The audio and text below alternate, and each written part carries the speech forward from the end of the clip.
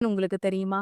வராக அவதாரத்தின் போது பூமியை துளைத்து அசுரர்களை வதம் செய்யும் போது அவரின் ஸ்பரிசத்தால் பூமாதேவிக்கு பிறந்த மகன்தான் நரகாசுரன். அசுர வதத்தின் போது பிறந்தவன் என்பதால இயல்பாகவே அவனுக்கு அசுர குணம் இருந்தது. தேவர்களையும் மக்களையும் கொடுமைப்படுத்துறான். இதை அறிந்த திருமால் அவனை கொல்லணும்னு நினைக்கிறாரு.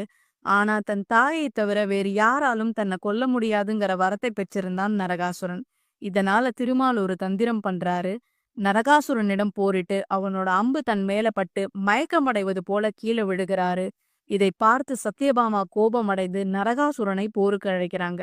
பூமாதேவியோட மறு அவதாரம் தான் சத்யபாமாங்கிறத உணராத நரகாசுரன் அவரோடு போரிட்டு தாயின் அம்புகளாலே பலியாகிறான்.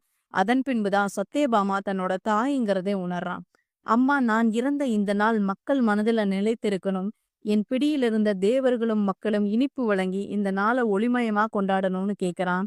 கிருஷ்ணரும் சத்யபாமாவும் இந்த வரத்தை வழங்குறாங்க. இந்த நிகழ்வுக்கு அப்புறம்தான் நரகாசுரனோட இறப்ப மகிழ்ச்சி பொங்கும் தீபாவளியா நம்ம கொண்டாடுறோம்.